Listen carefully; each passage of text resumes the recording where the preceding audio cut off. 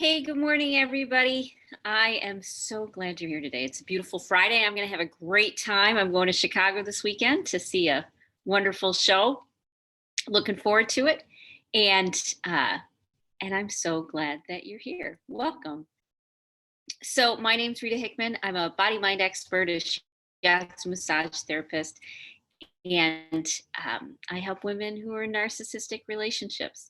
Those who have romantic relationships now, or those who had family patterns, anything along those lines. I help women get strong. I help them find their voice, set boundaries, leave if they need to, learn how to manage their, emotions, learn how to have better relationship and coping skills, how to stand up for themselves, and how to avoid narcissists in the first place. So, today we're talking about the secret lives of a narcissist's family. So, a lot of women who find themselves in narcissistic relationships now, romantic partners or spouses or things like that, they actually come from a family of narcissism, either the mother or the father. And there's a real problem with this. I think it was a generational thing, or maybe it was the times, but when we were growing up, any sort of emotional, physical, mental, sexual abuse of any sort was just considered sort of a family secret. Those are the things that families kept to themselves. It's just what you dealt with. It was a whole world of secrets, and it was so important that on the outside you looked really good. On the outside, it looked like everybody was polite and people were kind, and usually a narcissistic father was also the nicest guy in town that everybody loved, would always help people. And then they'd go home, and there would be viciousness and emotional violence and manipulation and control. Let's say it was a narcissistic mother. That image thing, really comes forward a lot. And many times women who are narcissistic mothers, they're the ones that are front and center, popular. Everybody looks up to them and admires them, and they always look nice and they always dress well. And at home, they're controlling of their kids, they're minimizing, they're demeaning, they're manipulative. They set kids up to fail over and over. I uh, remember one story of a woman who would set cookies in front of her 3-year-old child. And every time her 3-year-old child would reach for the cookies, she'd get in trouble for reaching for the cookies. You don't put cookies in front of a 3-year-old. That's ridiculous. You don't do that. These are the sorts of, subtle, passive manipulation that happens in a lot of narcissistic families. And the problem is that the emotional violence and the emotional abuse is so big that many women, many children who grew up in families like that are ashamed. They're ashamed that maybe now as adults, that they're in relationships which are exactly the same, where you have to hide, where you have to protect, where you have to not tell anybody about the abuse that's happening. It's really kind of heartbreaking sort of things. One of the main things that keeps a narcissist family sick are the secrets. And that's, a program philosophy over and over. It's the secrets that keep us sick. So, how do you break out of the secrets? You start actively looking for groups of people or people to be a part of your community. Some are online, some are in person, some are paid, some are not paid, some are religious, some are practical.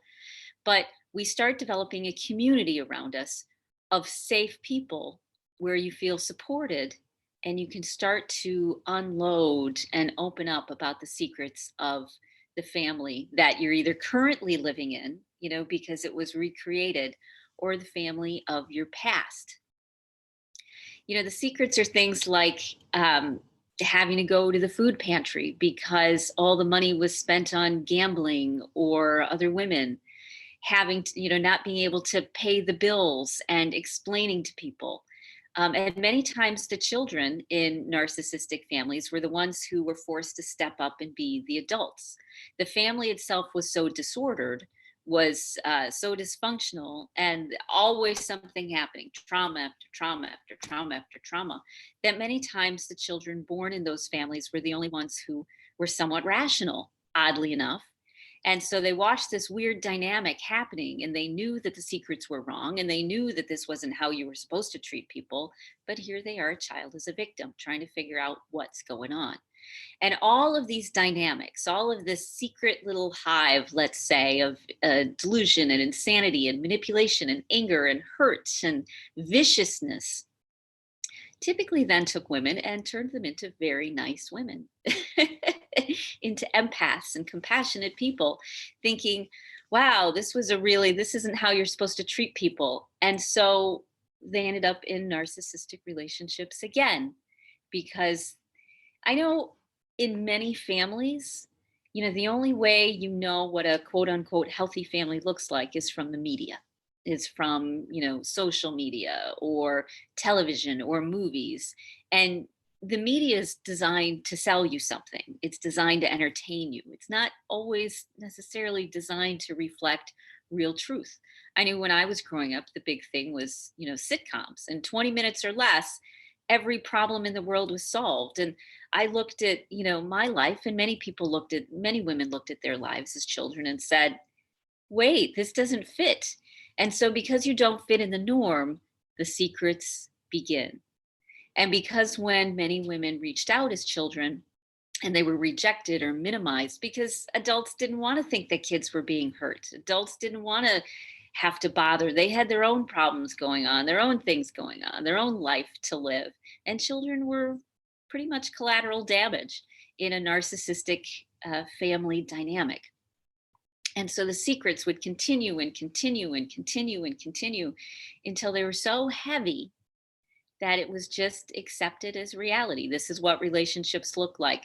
Daddy's always, fly off the handle. And so you can never test it because you don't want to, be treated that way. Or you'll never be like your mother, who was cruel and manipulative to you and would talk behind people's back. And actually, these narcissistic family dynamics, as I said many times, created really amazing, wonderful women and human beings.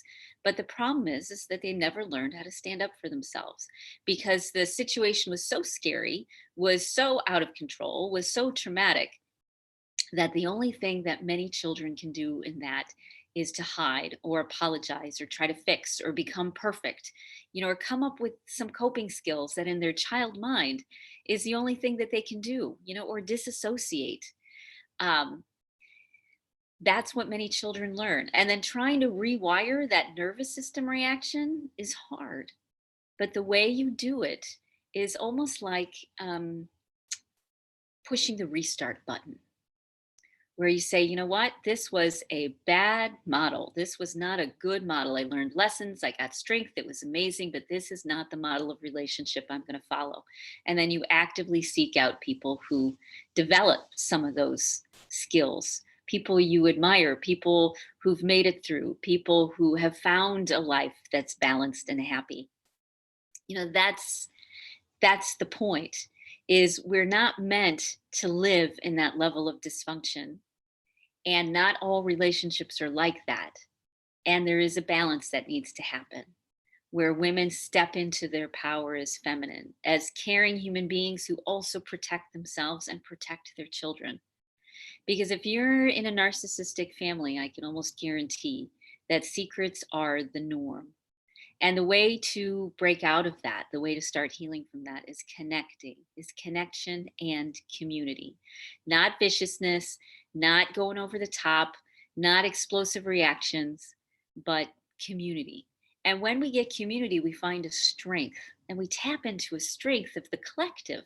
We tap into a wisdom and knowledge of people who understand what's going on and can help move you along, help give you courage and wherewithal and wisdom and insight and understanding. But it is hard to find a good group of women that aren't filled with narcissists. Many women go to energy, groups or healing groups or psychic groups, things like that, or 12-step programs. People in those groups, there will always be narcissists and predators attracted to those groups. So it's an excellent exercise in learning how to stand up for yourself. So it's not just wisdom, it's actually experiential education. You get to practice with people that you don't care about how to stand up for yourself and how to protect yourself, and that you have a voice, and that you matter, and that your feelings are important, that your life is important. It's about coming out of the shadows. It's about opening up about the secrets, not just to a therapist, but to a loving, supportive community. And that community needs to be as solid as you can make it. So be discerning, be smart. Find groups of people that you've kind of tested a little bit and said, are they safe? Do they understand? Are they going to be supportive? Or are they going to rip me apart and make me feel like I'm an even bigger failure? That I'm even crazier than I thought I was, that maybe I did deserve it because I didn't, I wasn't a warrior princess. There's another way. And the way is, start by loving yourself enough to recreate the family that you were supposed to have, not necessarily the family that you got, so that you can finally get the experiences you were supposed to get to grow up as a normal, balanced human being that has healthy skills, instead of all the coping mechanisms that you developed over the years. So it's pushing the reset button and learning how to find people who can help give you those experiences and give you the love and give you the care that you deserve, because you don't have to be stuck. So if you are feeling a little trapped, a little stuck, wanting some community, reach out. We're growing this group, and the price is going to be really, really great for the year, the whole year, until we reach 40 women. So we're still moving and grooving and gathering people into the group. And if you're interested, send out a flag. The best way is to message me. I'll usually get back within 24 hours or so. And we'll start a conversation and see if, what's going on and where you're at and how we can help, and the different options available. Even if you have no money, I've got a whole library of training videos and support videos and things along those lines. Or we've got the group, as I said, which is super affordable. We've got the public groups and the private groups. There's so much support. You do not have to do this alone. You do not have to hide in the shadows. You don't have to protect yourself from everyone and everything.